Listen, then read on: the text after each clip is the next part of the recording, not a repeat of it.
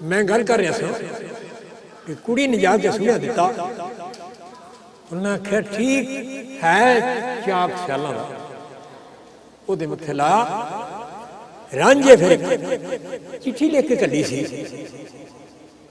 تے میں تا تھوڑا جا بیان کر رہا کیونکہ زیادہ پھر روٹین لمبی ہو جاندی برحال وہ سرکار نے لکھیا پیر نے آخیا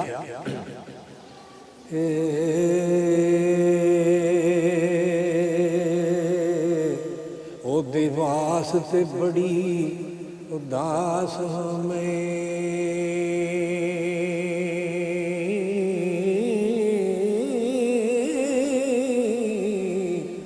ربا میل تو چیری بچھنیا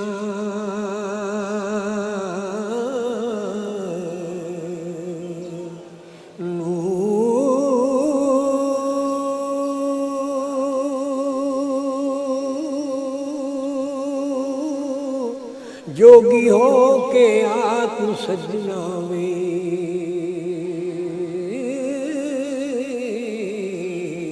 کون جاندا جوگیاں منیاں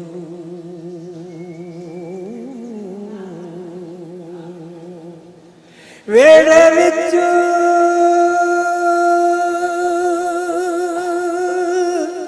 تو آن کے کری پھیرا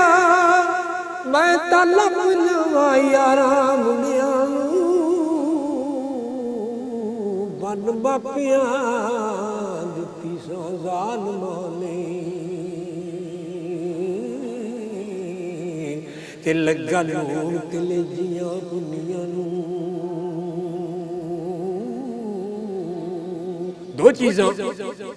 دو چیزاں خدا دی ذات نے اپنے کنٹرول سے رکھی کی سرکار لکھنی بیر بارشاہ لکھ دینی کیڑی کیڑی موت تے سنجوخ نہ ٹل ملے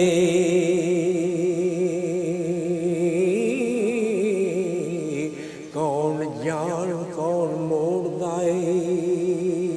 سایہ پنیاں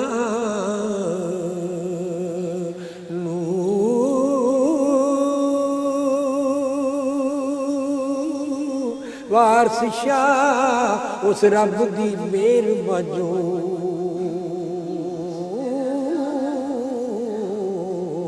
پالا کون ساندا رنیاں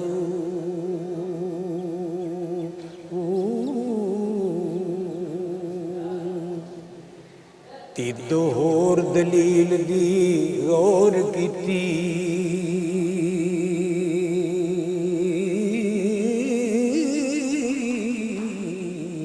اساں پہنچنا ہے منزل دور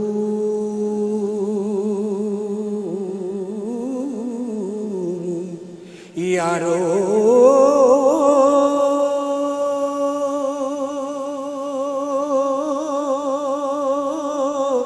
سر تے پار خوراک دا نبی تارو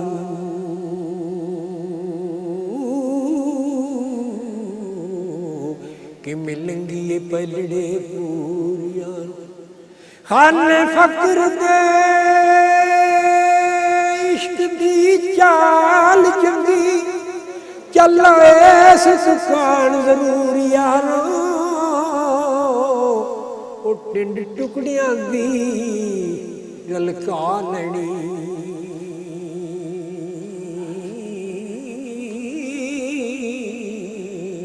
باج معاملے باج فتوریاں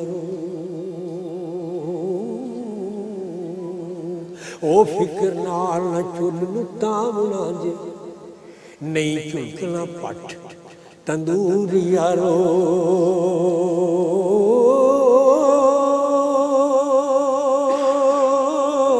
وارث شاہ دا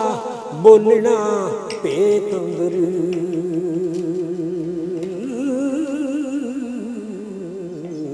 تے دانش مند نور ضروریاں سرکار لکھ دینی کہ بجی عشق دی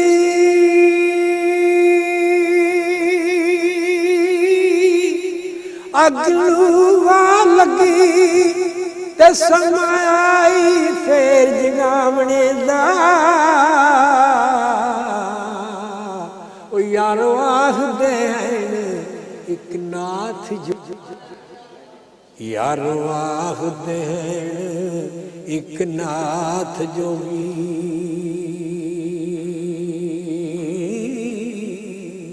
ਵੱਲ ਜਾਣ ਦਾ ਪਾਰ ਲੰਘਾਵਣੇ ਦਾ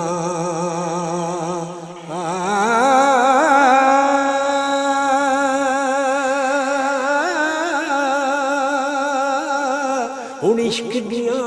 ਲਜ਼ਤਾਂ ਛੱਡ ਦਈਏ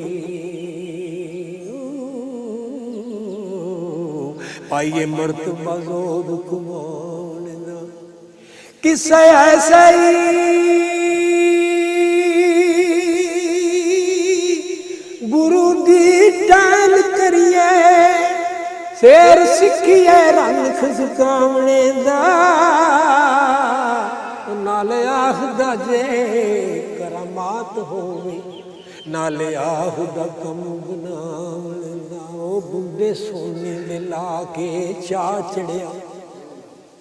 ਕੰਨ ਪਾੜ ਕੇ ਮੁੰਦਰਾਂ ਉਹ ਪਾਵਣੀ ਦਾ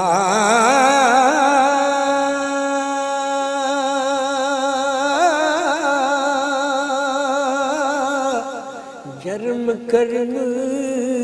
ਤਿਆਗ ਤੇ ਥਾਪ ਬੈਠਾ ਕਿਸੇ ਜੋਗੀ ਦੇ ਹੱਟ ਵਕਾਉਣੇ ਦਾ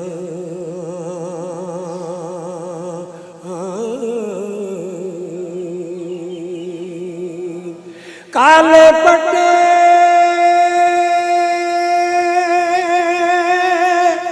ਮਲਾਈਆਂ ਦੇ ਨਾਲ ਪਾਲੇ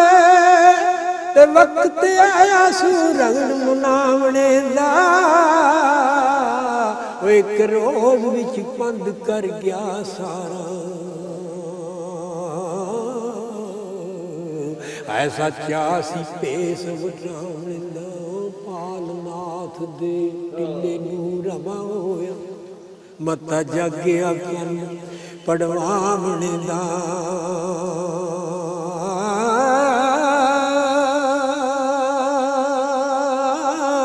ਨਾ ਉਮੀਦ ਹੋਇਆ ਦੁਨੀਆਦਾਰੀਆਂ ਤੋਂ ਤੇ ਫਿਕਰ ਲਾਇਓ ਸੀ ਫੇਰ ਮੁੜ ਆਵਣੇ ਦਾ ਵਾਰਸ ਸ਼ਾਮੀਆਂ ਇਨ੍ਹਾਂ ਆਸ਼ਿਕਾਂ ਨੂੰ